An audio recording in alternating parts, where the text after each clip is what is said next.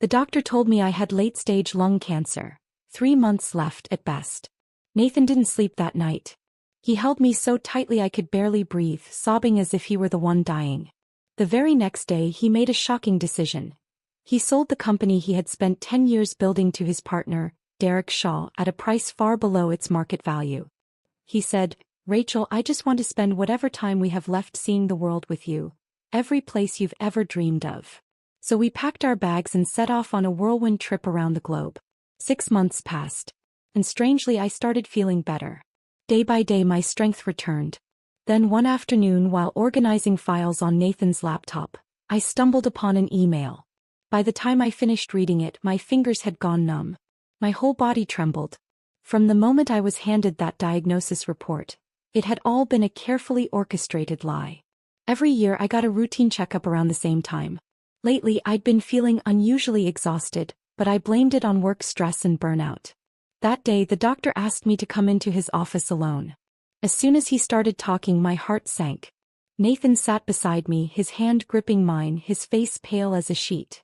The doctor pulled out the report, his voice as flat as if he were reading a grocery list. "Miss Quinn, I'm sorry to inform you that we've found a malignant tumor in your lung. And it's in the late stages." My mind went completely blank. It felt like being shoved off the edge of a high-rise with no warning. Nathan's voice cracked. "How long does she have?" "Given the rate of spread," the doctor replied without blinking, "around 3 months." Then he stood up to take a phone call, saying as he walked off, "You may want to consider palliative care options to ease the pain." Nathan sat frozen, his grip tightening until his knuckles turned white. And I strangely felt calm. Like I was just an audience member watching someone else's tragedy unfold on stage. 3 months. 90 days. That was all I had left. On the drive home, Nathan didn't say a single word. His hands on the steering wheel looked rigid, like they'd been carved from stone. When we got back he wrapped his arms around me and broke down. His tears soaked into my shoulder as he choked out, "Rachel, you're going to be okay. We'll go to the Mayo Clinic, Zurich, anywhere, any place that might help." I stroked his back, whispering, "We all live. We all die. I've made my peace with that."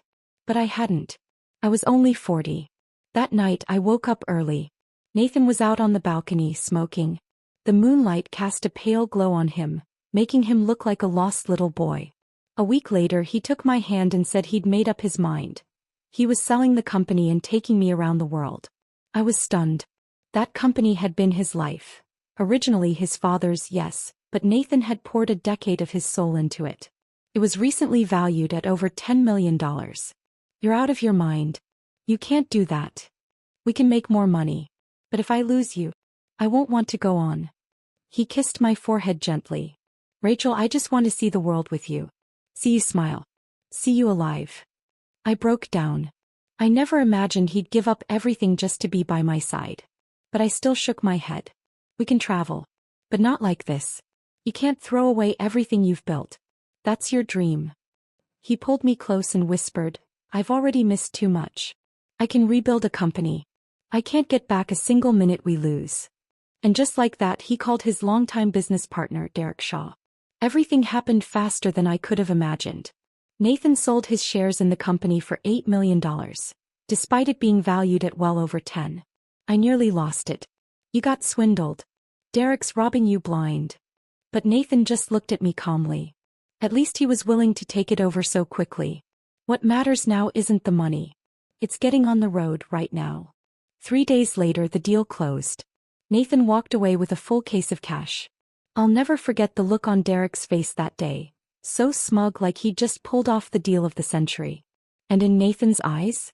A quiet kind of peace, like he'd finally let go. In the Maldives, we lay side by side on a hammock strung between 2 palms. The sun warmed our faces, the breeze played through our hair. The sky looked edited, so blue it was surreal. The water was clear enough to see the white sand beneath. Nathan leaned in and whispered, "Look at this ocean. It's so beautiful it makes everything else worth leaving behind." He'd planned an extravagant route across the globe. The Maldives, Paris, Rome, Barcelona, Istanbul, Bangkok. At every stop he booked the best hotels, hunted down local food, sometimes even from street vendors. He made every moment feel like a gift. What stuck with me most? Every single day without fail he handed me a small white pill. "This is a special treatment from Switzerland," he told me. "It's experimental, but many late-stage patients have extended their lives with it. We have to try." I didn't ask many questions. When you believe you're dying, even a sugar pill can feel like salvation. And strangely, my body began to respond. That constant heavy fatigue started to lift. I felt stronger. I even managed to hike up the Eiffel Tower in Paris. Nathan and I stood at the top, watching the city lights flicker like stars scattered across the earth. But one day in Paris, I suddenly coughed up blood at a small walk-in clinic. Nathan panicked. Within the hour, he'd arranged for a top-tier private hospital. The French doctor stared at my CT scans, frowning. Then slowly he asked, "Are you sure these belong to you?" I thought it was a translation issue and didn't pay much attention.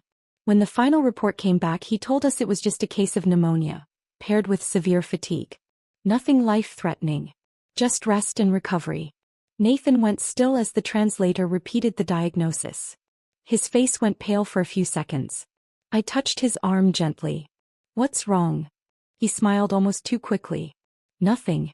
Probably a mix-up in translation. What matters is, you're feeling better, right?" That night, I woke up early and found the bed beside me empty. I instinctively wrapped myself in a coat and stepped out onto the balcony. There he was, talking quietly on the phone, voice low and tense. "What do you mean the drug was only supposed to hold for 6 months? It's breaking down after 3. Fine. I'll increase the dosage. But she can't find out. She must not know." My stomach dropped. He turned around and saw me. Panic flashed in his eyes. He hung up immediately. "Rachel, you're up already? Were you on the phone?" "Just old business stuff. The company handover's not fully settled." He walked over and pulled me into his arms. "You should be resting, love. Don't worry." I nodded, saying nothing more. But something inside me had shifted. A quiet dread crept in, cold and slow, wrapping itself around my heart. I couldn't name it yet, but something was deeply wrong. The next day we flew to Rome. While dining at a rustic old restaurant, we unexpectedly ran into Derek Shaw. He froze for a second, visibly surprised, then quickly plastered on a dazzling smile oozing charm. "What are the odds?" he beamed. "I'm in town for an investment conference. Small world, huh? Didn't expect to bump into you two in Italy." He glanced at me. "You look great, Rachel. Looks like this trip is doing wonders." Nathan offered a mild smile. "She's been getting better every day." The meal was awkward, to say the least. The two of them kept trading glances, tight, unreadable. Halfway through dinner, I caught Derek slipping Nathan a flash drive under the table, so fast I almost missed it. Back at the hotel, I asked, "What was that?" "Nothing important. Just some old project files. Derek's still helping me tie up loose ends with a few clients." "But you already sold the company. Why would you need to deal with that?" He kissed my forehead. "There are still contracts with my name on them. Legal stuff I have to wrap up. Don't worry. We're going to the Vatican tomorrow. It's like stepping into a dream." I didn't push further. But that night I pretended to be asleep. He slipped the flash drive into his laptop. Lying in bed, I cracked one eye open. I saw him scrolling through documents. The titles glowed on the screen. Share transfer plan, profit allocation draft. My chest tightened. The next morning I asked casually, "What were you looking at last night?" He kept his eyes on the suitcase he was packing. "Just some old contracts." Then he changed the subject fast. "Come on, get dressed. We've got Vatican tickets." He was dodging too hard. A week later we landed in Barcelona. Nathan had grown more erratic. Late night calls on the balcony, whispering into the dark. Sometimes I'd wake at 3 a.m. and find him pacing with his phone. He also started checking my pill bottle obsessively, making sure I'd taken my medication. I began to cut the dosage quietly, half one day, none the next. And what happened stunned me. Nothing. No relapse. No symptoms. In fact, I felt sharper than I had in months. My body was strong. My mind clearer than ever. Then came the moment everything unraveled. Nathan was in the shower when his phone rang. The screen lit up with a name that made my stomach drop. Derek Shaw. I hesitated for just a second, then answered. Derek's voice came through, sharp and smug. "Nathan, the transfer paperwork's done. As soon as Rachel passes, the company's all ours. I've already got the dividend lined up, ready to wire. My body turned to ice. I could barely hold the phone. Then a pause. Hello, Nathan? You there? I said nothing. A beat later, Derek hung up. 5 minutes passed. Nathan stepped out of the bathroom, steam rising off his skin, a towel wrapped around his waist. He saw me sitting there, frozen on the edge of the bed. What's wrong, Rachel? I forced a smile. My throat burned. Nothing. Just tired, I think. I didn't tell him what I'd heard. That night I lay beside him stiff as stone. His warmth now felt like the brush of a serpent's scales. I had to know the truth.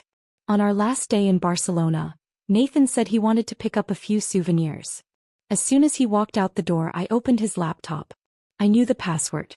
Our wedding anniversary. A man who manipulated me into giving up my shares, using our anniversary as a password. The irony was laughable. I found the flash drive and plugged it in. Folders popped up immediately, dozens of emails and contracts. My hands shook as I opened one. Nathan, congrats on getting Rachel to sign the transfer forms. Next step is replacing the diagnosis records. Once we hit the 6-month mark, your $6 million dividend is locked in. My fingers trembled. My heart thudded like a war drum. I kept digging. The betrayal ran deeper than I could have imagined. I had been the second largest shareholder. Even as his wife, Nathan had no legal right to touch my shares. So he and Derek found a doctor to forge a terminal cancer diagnosis. They crafted a lie so perfect it pushed me to the edge of death. Emotionally, mentally. The so-called Swiss miracle drug was nothing but vitamin pills laced with sedatives. A way to dull my awareness, erode my will, and coax me into gracefully handing over everything. But the worst part? They never meant for me to die. If I made a miraculous recovery, they'd retain all my shares. Then split the secret dividends under the radar. Derek, having acquired a $10 million company for 8, would pocket millions without lifting a finger. I reached the last email. My stomach churned so hard I nearly vomited. 10 years of marriage. A decade of trust. It had all been a setup. I forced myself to stay calm. I snapped photos of every email and contract. Then I closed the files, ejected the drive, and rearranged everything exactly as I'd found it, like nothing ever happened. When Nathan returned, I was standing by the floor-to-ceiling window sipping coffee. Hey, sweetheart, he said gently. So, have you decided? Istanbul or Bangkok for our next stop? I turned and smiled at him, soft, natural, effortless. I was just thinking, I kind of miss home. Can we go back for a few days? Just to rest a bit. He blinked, clearly caught off guard. No. Why? I miss our bed. And I want a real dinner at our table. Just for a few nights, okay? I fluttered my lashes playfully. He hesitated for a moment, then nodded. All right. If you want to go back, we'll go. That night, I locked myself in the bathroom and sent an encrypted message. Something's gone very wrong. I'll explain once I'm back. Don't tell anyone. The moment we returned to the States, I reached out to Alexine Rivers. She used to work as a federal prosecutor in the Financial Crimes Division. Now she runs a private legal practice that specializes in asset protection for high-net-worth women. She didn't waste time with pleasantries. Just asked me to recount everything, every file I saw on Nathan's computer, every word I remembered. I typed out a summary and sent it. Her reply came back fast. Just one sentence. You won't be safe unless you sue. We met in her private office. After reviewing all the materials, she closed her laptop with a quiet snap. You've got enough for a civil suit, she said, expression unreadable. But if you want him to go down hard, you'll need 2 things. Your original medical records and the identity of the doctor who diagnosed you. I nodded. I told her I'd find them. From a drawer, she pulled out a small voice recorder and a pinhole camera, handed them to me. Get him talking. Raw, direct. It's the only way it'll hold up. Nathan thought I was just trying to reclaim my rhythm now that I felt better. I played the part well. Shopping with him, eating out, browsing for new luggage. I even leaned on his shoulder during breaks, all warmth and ease. He let his guard down. I've been wondering, I said one afternoon, how did I recover so quickly? That medicine was that effective. Nathan paused, then smiled. The doctor I hired was one of our consultants. He designed a tailored treatment plan. Which hospital is he affiliated with? He's not in a hospital. He's an independent medical advisor. I nodded thoughtfully. I'd like to do another scan. Just to know for sure where I stand. Can you help me set up a meeting with him? You trust him so much, I'd like to hear it straight from him. He hesitated, then nodded. 3 days later I met the so-called doctor. He wore a white lab coat and greeted me inside a modest building labeled Clinical Research Center. His tone was cautious, overly precise. He kept repeating phrases like, "This treatment was based on your initial report, and the medication is an experimental compound, not yet FDA approved." He said they simply optimized the treatment environment. I smiled and asked, "So, did you personally diagnose my lung cancer?" He paused. "I only managed the medication. I didn't handle the initial diagnostics." "Are you a licensed physician?" Another pause. "I have extensive research experience." I pulled out my phone and opened the state medical board's website. His name appeared with a clear note beside it, "Unlicensed." His eyes darted away. "I'm afraid I can't disclose too much." I nodded like I didn't understand, just a curious patient. While he turned around to tidy some paperwork, I quietly snapped a photo of the name tag on his chest and the office plaque by the door. Dr. L. Myers, experimental consultant. That afternoon I delivered the photos and the recording to Alexine. She took one look and said calmly, "Good work. That's enough. The criminal case can move forward now." That evening Nathan sat on the couch watching the news, acting like everything was perfectly normal. I sat across from him, staring at the wine glass in his hand, watching the deep red swirl like something waiting to stain.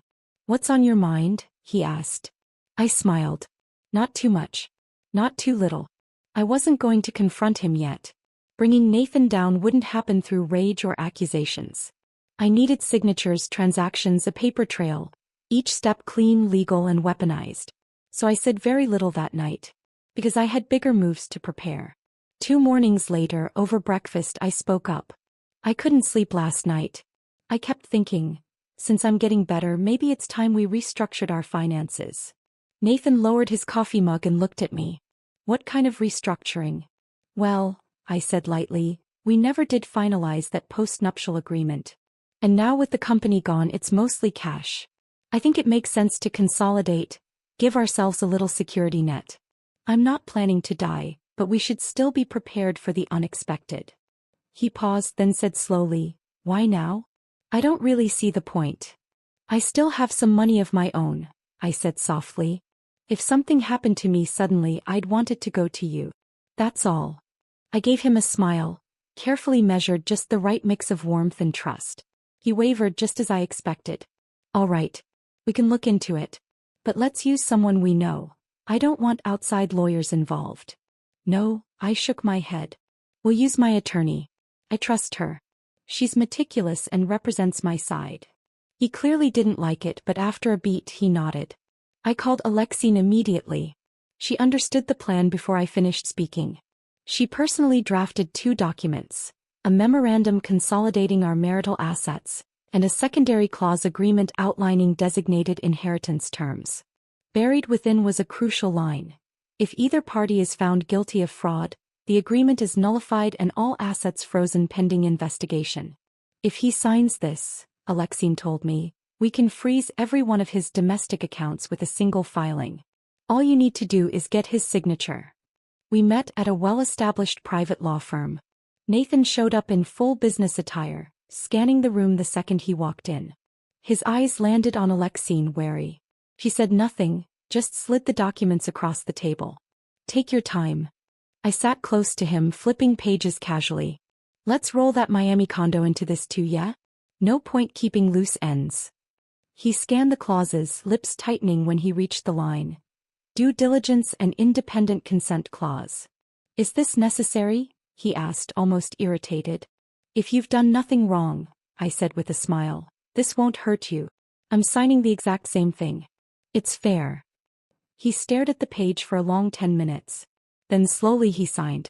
That evening I suggested, "Let's celebrate. We've both been so stressed lately." He agreed, no suspicion in his voice. I had already arranged to meet Alexine at the bank afterward. We went to his favorite Italian place. I ordered his favorite red wine. Halfway through the bottle I faked a small dizzy spell. I'm gonna lie down for a bit, I murmured. He was tipsy, grinning, completely off guard. Back at the hotel, I urged him to take a shower. As soon as I heard the water running, I scanned the signed agreements and sent them to Alexine, who immediately filed the freeze order. Within 15 minutes, all of Nathan's accounts, across 3 domestic banks, were locked down. He walked out of the bathroom, towel around his waist, still glowing. You know, he said, I should have taken you to that restaurant ages ago. Felt like we were newlyweds again. I smiled and nodded. Said nothing. The next morning, as he reached for his phone to move funds, I stood in the kitchen pouring coffee. He stormed in. What the hell did you do? What? My accounts. They're frozen. I don't know, I said, blinking innocently. Didn't we just sign consolidation paperwork yesterday? Maybe the bank's verifying something. He narrowed his eyes. Did you pull something behind my back? I tilted my head. Your lawyer didn't see anything wrong, did he? I'm just a recovering patient, Nathan. What could I possibly pull off? His face went pale. He fell silent. Because he knew. This wasn't a mistake. It was a trap. And he just stepped into the first one. What he didn't know was that it was only the beginning. Nathan was spiraling. He called every contact he had, banks, wealth managers, offshore advisors, but each attempt was blocked. He tried to reach Derek too, unaware that Derek had already caught the scent of danger. 3 days later, it was Derek who contacted me asking to talk in person. I agreed. We met at a quiet golf club cafe. He walked in wearing sunglasses and a tailored suit, but his guarded expression gave away the tension behind the polished exterior. Rachel, I'm not here to fight, he said, lowering his voice. I think there's been some misunderstanding. There has, I replied calmly, lifting my coffee. I mistook the people around me for family. Turns out I was just a gateway to equity. He hesitated. Nathan went too far. But you can still walk away from this. I gave him a thin smile, said nothing. He leaned in. The share transfer was done by the book. Signatures, contracts, procedures. Everything's legal. Is that the word you want to stick with? I asked, staring straight at him. Because I've got your emails with Nathan, voice recordings, and a copy of your consulting contract with that so-called doctor. If that's your definition of legal, then we've got very different dictionaries. He shifted in his seat, leaned back, and lowered his voice even more. What do you want? I stared at him. Where did your multi-million-dollar dividend come from? His pupils narrowed. Kept going. You hid the source behind a private investment fund, then funneled it through a Cayman shell company, and back into a domestic account via a charitable trust under your wife's name. I traced the whole route. Alexine has it prepped for Treasury's anti-money laundering unit. His fingers tapped the table, cycling through 3 different expressions in a single minute. Rachel, he said eventually, let's not make this ugly. I can return part of the money. You drop the lawsuit. We both walk away. I leaned in and paused the recorder in my coat pocket. Derek, I said quietly, if you really didn't want things to get ugly, you wouldn't have looked for surveillance when you walked through the door. His face turned to stone. I stood. I don't want your money. I want your testimony. He clenched his jaw. That's blackmail. No, I said, it's leverage. Cooperate or enjoy prison. I gave him 48 hours. I took nothing with me, but the next morning Alexine received an anonymous email. It contained the first batch of wire transfer screenshots and, crucially, a scanned copy of a life insurance policy. That policy was the smoking gun. Nathan had taken out a high-value life insurance policy on me shortly after I was diagnosed. The beneficiary? Himself. The policy date was 1 week after the medical report. But the signature on the document wasn't mine. Alexine examined it and said just one thing. They played this dirty. We'll play it clean. That night, Nathan came home carrying takeout, looking worn down. You didn't tell me you were going out, I said. Had to take care of a few things. His voice was low. The bank says, maybe it was a system error. I nodded, pretending to accept the lie. He sat across from me, eyes darting, his words cautious. He was beginning to suspect, but he didn't know Derek had already flipped. And he had no idea that by morning, I'd be walking into court with everything I needed to file. That dinner would be his last taste of freedom. Nathan could sense it, his control slipping. So he started to rebuild a surface-level calm. He suggested dinners, long walks, even another relaxing getaway. I played along, smiling, nodding. Behind the scenes, Alexine's team worked overnight, assembling a devastating package. Forged medical records, insurance fraud, money laundering, conspiracy to defraud, unauthorized transfers, forged signatures, identity manipulation. 7 felony-level charges. Any one of them could ruin him. But we needed one more piece. The original handwriting sample for forensic comparison. I remembered Nathan's pride in his old fountain pen, the one he never let anyone else touch. He once said, "The way this pen writes, it's like me. Unmistakable." So I baited him. "That life insurance policy," I said casually, "wasn't that supposed to have my signature?" "Funny, I don't remember signing it." He paused. "You were sick. I signed for you. But you said it was okay." I said it was okay? I laughed softly. I barely knew what pills I was taking. He didn't respond, just changed the subject. That night when he was asleep, I searched his office. The pen was in the bookshelf drawer, right where I remembered. I grabbed it along with several old verifiable signature samples and delivered them to Alexine. She got them to a forensic analyst that morning. By the next day we had our confirmation. The signature on the insurance policy was a traced forgery. Definitively not mine. After that day, Nathan stopped speaking to me. He grew restless, glued to his phone, pacing the kitchen late into the night, unable to sleep. By morning he had moved out. A week passed without seeing him. Then came the counterattack. Nathan called Alexine's firm, requesting a private meeting. The receptionist blocked him cold. After that, he began leaking stories, claiming I was mentally unstable, had a history of psychiatric medication, suffered from paranoid delusions, and was now erratic from withdrawal. When the rumors reached me, I let out a bitter laugh. Of course. He was trying to shove me back into the role of the sick one. Alexine only said, "Perfect." He made his move. Time to show our hand. I texted Nathan just one line. "Let's talk." He replied quickly, suggesting we meet at the bar in an old downtown hotel. I arrived on the dot. He was already there, a drink in hand, expression composed, too composed. "Rachel," he began, "this doesn't have to go to court. We can settle this. Name your price." I didn't answer. Instead, I reached into my bag and pulled out 2 printed documents. The first was a copy of his life insurance policy, complete with the handwriting analysis results. The second was the anonymous transcript from Derek, in which he explicitly stated Nathan was the architect of the scheme, and he merely executed orders. Nathan's face darkened as he scanned the pages. He didn't touch them. "What do you want?" he asked flatly. I looked him in the eye. "Wire back every cent you stole to the original company account. Issue a public admission that you fabricated my diagnosis. Revoke all unauthorized transactions under my name. Hand over Derek's bank transfer logs.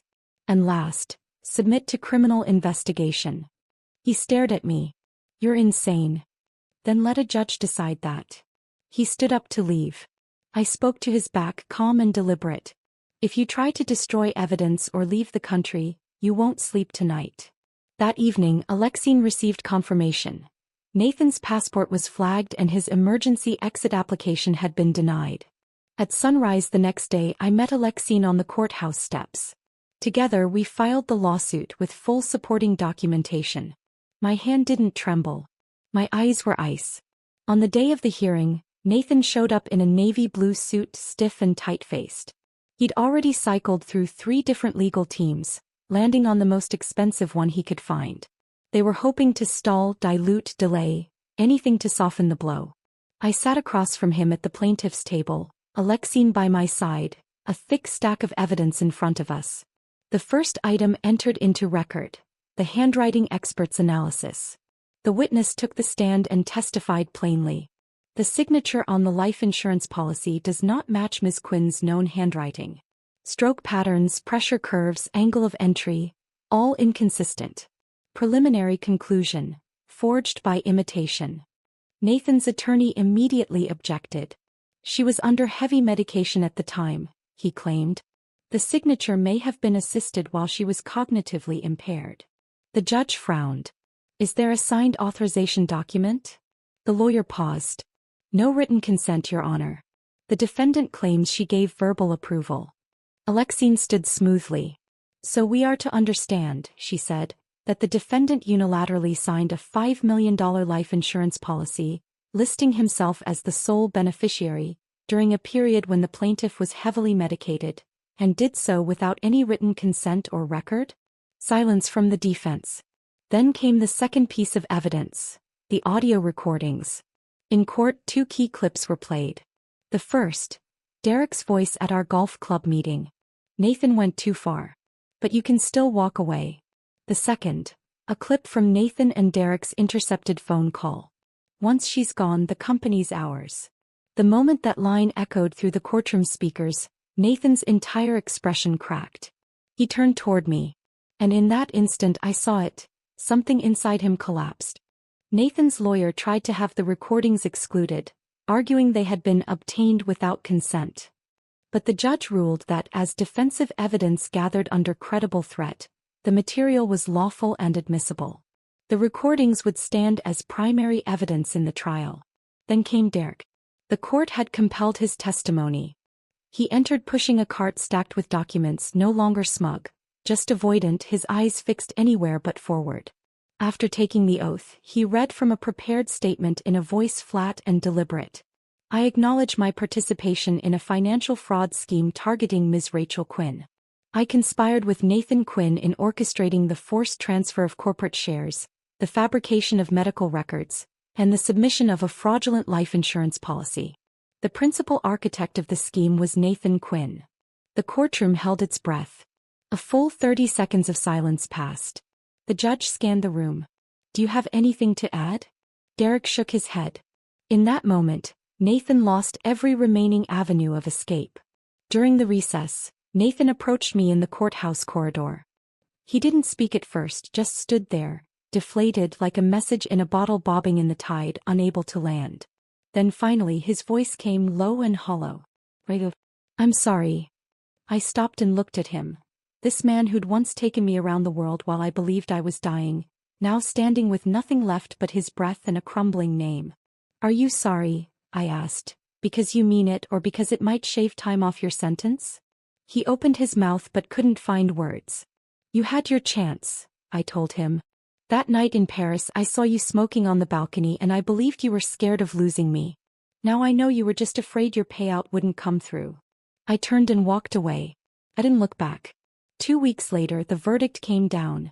Nathan Quinn was found guilty of insurance fraud, document forgery, and conspiracy to misappropriate joint marital assets.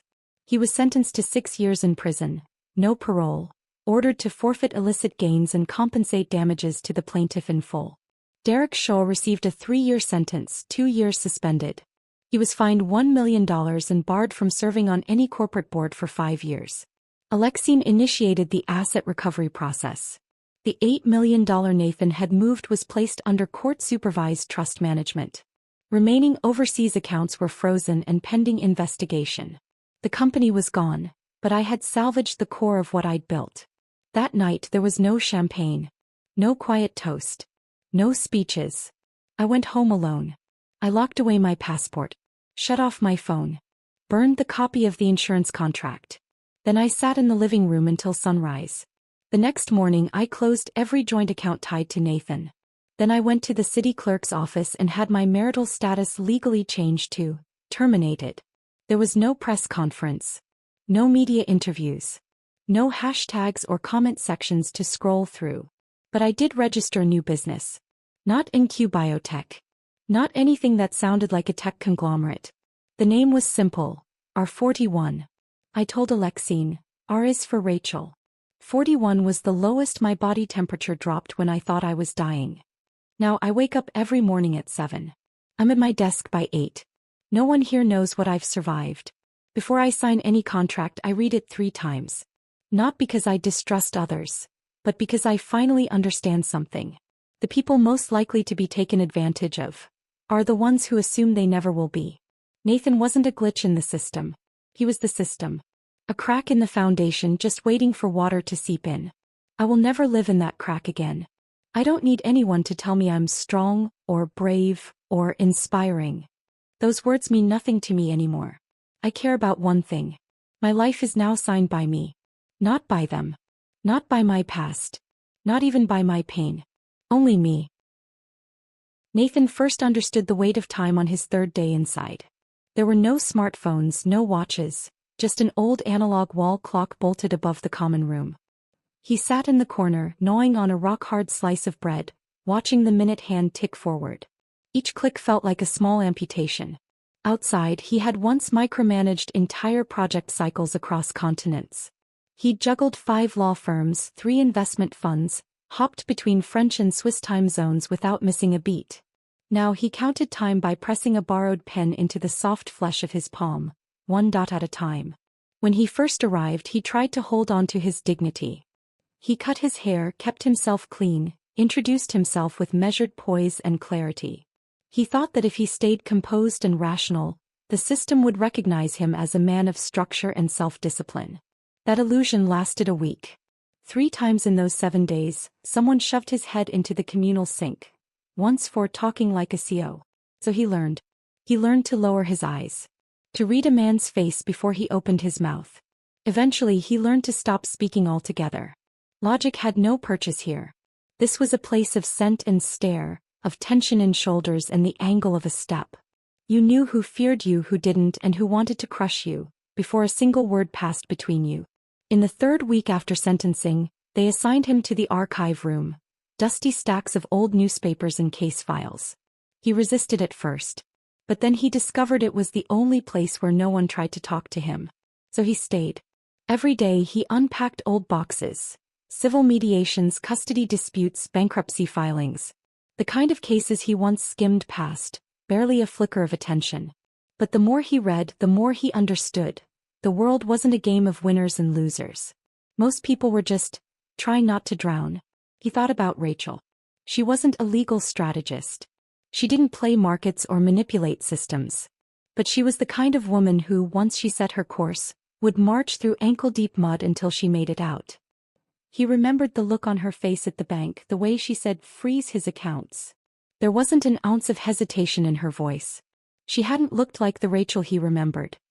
He wondered, if that night on the balcony in Paris after his cigarette he had said one true thing, would the ending have been different? But deep down he knew. He hadn't wanted to save the marriage. He just hadn't expected Rachel to hit back. He especially hadn't expected her to strike harder, cleaner, and faster than he ever had. He tried to write to her. 6 drafts. He tore up 5. The last one was just 4 lines. No apology. Just this. I don't need your forgiveness. I just want you to know I see you now. You're just as cold and calculating as I ever was. The letter came back unopened. The prison mailroom clerk told him the recipient had filed a no-contact request. He laughed. Of course she had. That was Rachel's style. She didn't throw down final cards. She didn't give you exits or stage cues. She didn't seek revenge.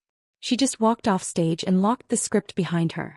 After that, Nathan stopped trying to reach anyone. When his lawyer came to discuss appeal options, Nathan only asked one thing.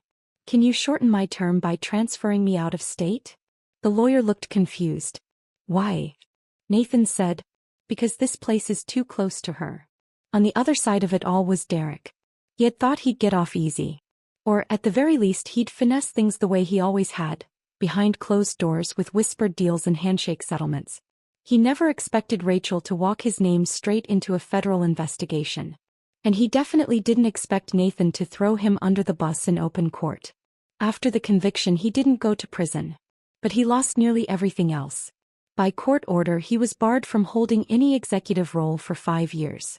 The investors who used to slap his back and toast his deals now wouldn't even return his texts. He moved out of his gated villa and into a furnished short-term apartment. To pay off the penalties and taxes from unsealed accounts, he was forced to liquidate every asset with resale value. The Bentley was towed weeks ago. These days he rode a bike to the grocery store. But what hit hardest wasn't the financial collapse. It was the silence. The void of social currency. He realized no one ever really wanted to hear what he had to say, they just wanted proximity to power. Back then everything he said earned nods, laughs, agreements.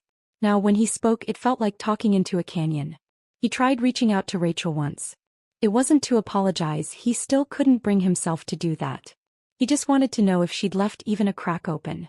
If there was any version of her that still honored the old game of you stab me, I stab you, but we both stay in the room. He didn't dare call. He just emailed her 2 lines.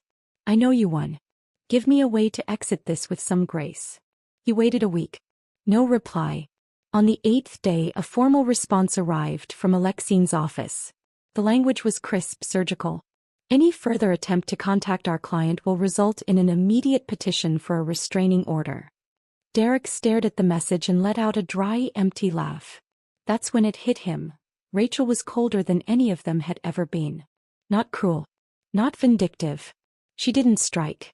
She erased. No vengeance. No gloating. Just an eternal perimeter he'd never cross again. He didn't reach out again. 2 months later, he landed a marginal role at a second-rate business consultancy. His title sounded impressive, but his job was to advise desperate startups on how to look fundable without any real leverage. Clients were few, budgets were tight, and the founders he met were more interested in discounts than insight.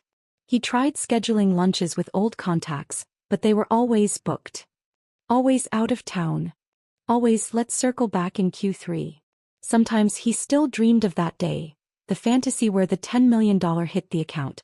In the dream, Nathan was beside him, grinning. We won, Nathan would say, raising a glass. He always woke up mid-reach, fingers curled toward a bonus notification that would never arrive.